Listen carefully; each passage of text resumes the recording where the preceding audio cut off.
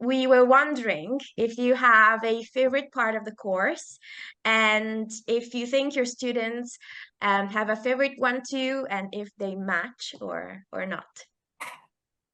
Okay, I have definitely got a favorite piece, and it's prime and center.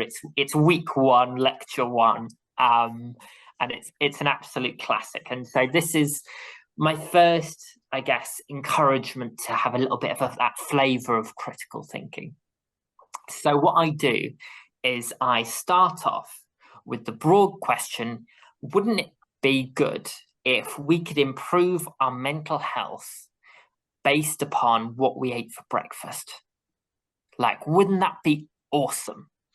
And so I talk about, and again, because I'd freshly developed this course, it was a news article I'd found the previous week that said having Marmite on toast improves your mental health. And I thought, yeah, this is going to be nonsense, but we should have a look at it. So, and it's such a, you want it to be right, because if it's a right, it's such an easy intervention. It's such a beautifully simplistic thing that could have such a positive impact. So everybody wants it to be right. So my fun with this first session was, let's clinically take the fun out of it, deconstruct the evidence. And so we first, ponder the question of what sort of evidence would we need to trust that sort of claim. So it might be whether it's epidemiological or experimental or observational. What type of evidence would we need to trust that sort of claim? And then we work backwards. So we found the original study, which the claims, the media headlines were based upon. Turns out the study was an experimental trial with different types of multivitamin tablets. So had nothing to do with Marmite whatsoever. But clearly, the case was that Marmite has a high amount of, I think it was B6.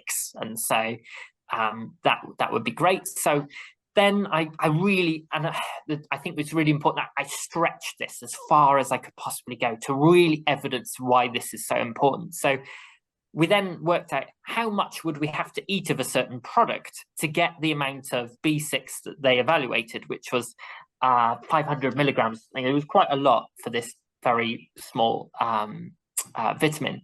And it turns out you'd have to eat 250 bananas or 69 cans of tuna just to get this level of B something in a day to see that tiny effect that was observed, that was, let's be honest, probably a statistical artifact.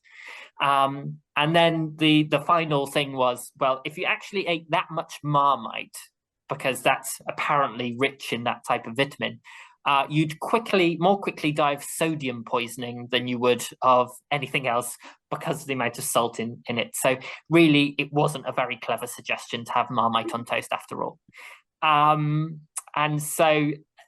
And then you think, gosh, Tom, like, chill out. You're really taking, like, you've stretched that as far as you can.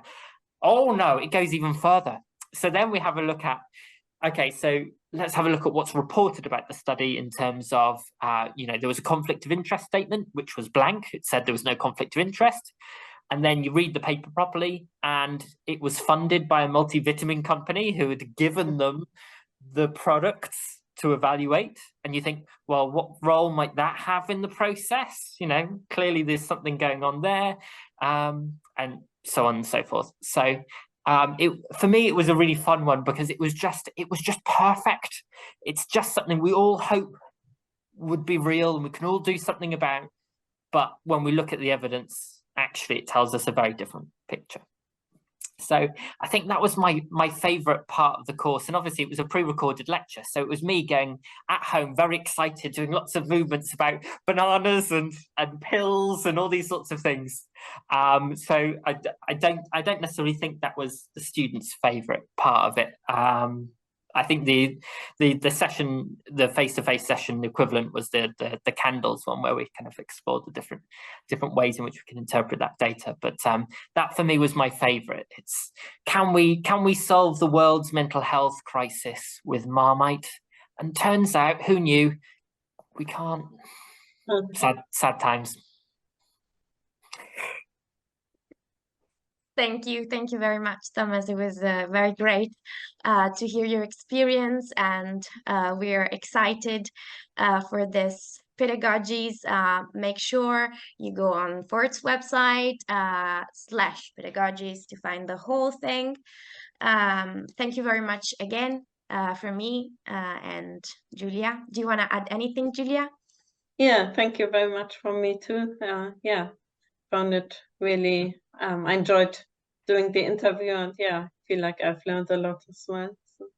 No, thank you. You guys are brilliant. Thank you so much.